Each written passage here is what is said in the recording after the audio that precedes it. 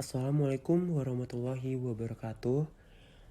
Hai rekan-rekan semua, pada kesempatan ini saya akan menjelaskan tugas mata kuliah ekonomika, yaitu mengenai kebijakan fiskal.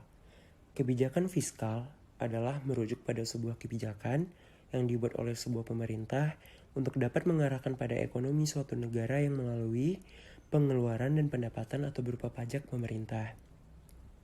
Selanjutnya, saya akan menjelaskan pengertian kebijakan fiskal menurut beberapa ahli. Yang pertama, Alam. Menurut Alam, kebijakan fiskal adalah kebijakan yang menyesuaikan pengeluaran dan penerimaan pemerintah untuk mempertinggi ekonomi.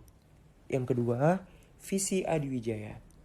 Menurut beliau, kebijakan fiskal adalah kebijakan yang dibuat oleh pemerintah untuk mengarahkan ekonomi negara melalui pendapatan atau pajak dan pengeluaran negara. Yang ketiga, John F. Dow. Menurutnya, kebijakan fiskal yang sering juga disebut sebagai kebijakan stabilitas dan pembangunan adalah penyesuaian dalam pendapatan dan pengeluaran pemerintah untuk mencapai kestabilan ekonomi yang lebih baik dan laju pembangunan ekonomi yang dikehendaki. Yang keempat, Ahman. Menurut Ahman, fiscal policy adalah kebijakan dalam ekonomi yang digunakan pemerintah untuk mengendalikan atau mengarahkan perekonomian ke arah yang lebih baik. Nah, berikutnya saya akan menjelaskan tentang dasar pemikiran kebijakan fiskal. Kebijakan ini didasarkan bahwa pemerintah tidak dapat disamakan dengan individu dalam pengaruh dari tindakan masing-masing terhadap masyarakat sebagai keseluruhan. Umumnya, individu akan mengurangi pengeluaran apabila penerimaannya menurun, sedangkan pemerintah sebaliknya. Karena apabila pemerintah mengurangi pengeluaran, maka hal itu justru akan berakibat menyusahkan atau memperberat jalannya perekonomian. Karena menurunnya pengeluaran pemerintah akan berarti menurunnya pendapatan masyarakat. Dan menurunnya pendapatan masyarakat berarti akan menurunkan penerimaan pemerintah di kemudian hari. Berikutnya adalah tentang peran kebijakan fiskal. Adapun peran kebijakan fiskal adalah sebagai berikut. Yang pertama, menurunkan tingkat inflasi. Yang kedua, meningkatkan produk domestik bruto atau PDB. Yang ketiga, mengurangi tingkat pengangguran. Yang keempat, meningkatkan pendapatan masyarakat. Yang kelima, meningkatkan stabilitas ekonomi. Adapun fungsi kebijakan fiskal adalah terdiri dari yang pertama, fungsi stabilitas.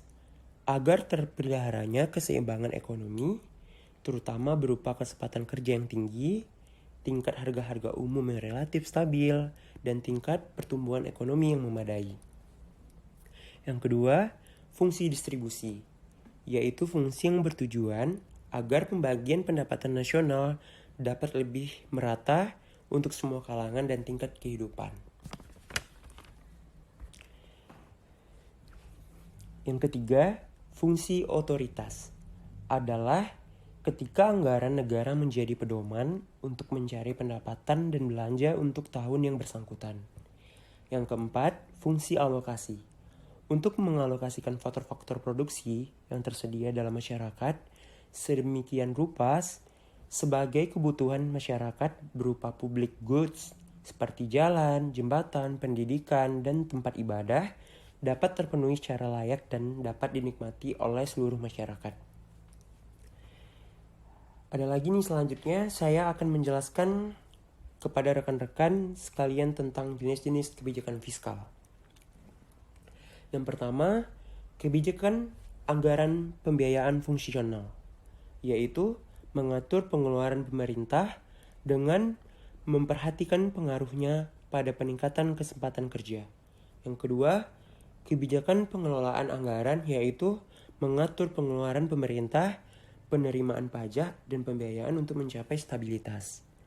Yang ketiga, kebijakan stabilitas anggaran otomatis mengatur jumlah pengeluaran pemerintah dengan menimbang dan menganalisis biaya dan manfaat dari berbagai pengeluaran dan manfaat dari berbagai yang dilakukan. Kebijakan fiskal juga dapat kita kita dapat lihat berdasarkan perbandingan jumlah anggaran, seperti anggaran seimbang disusun dengan jumlah total pendapatan sama dengan jumlah pengeluaran total sebagai stabilitas ekonomi dapat terjaga. Anggaran dinamis memiliki ciri-ciri selalu meningkat dibanding anggaran sebelumnya.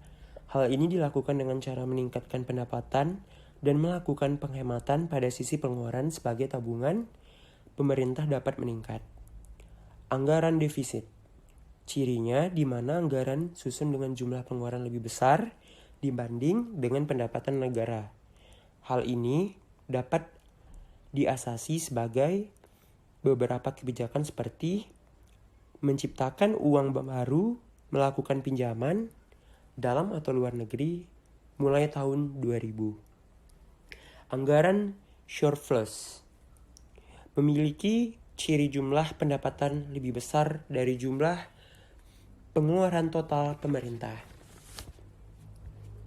Yang terakhir adalah peran kebijakan fiskal dalam perekonomian.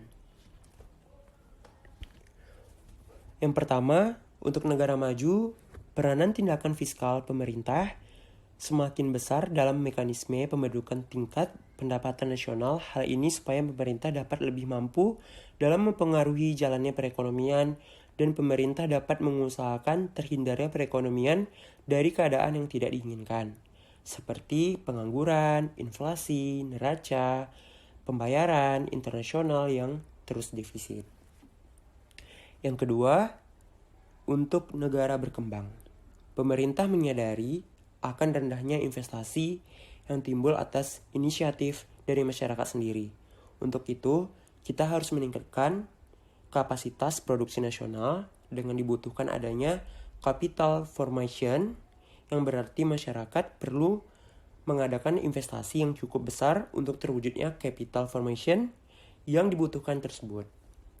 Demikianlah penjelasan tentang kebijakan fiskal ini dari saya.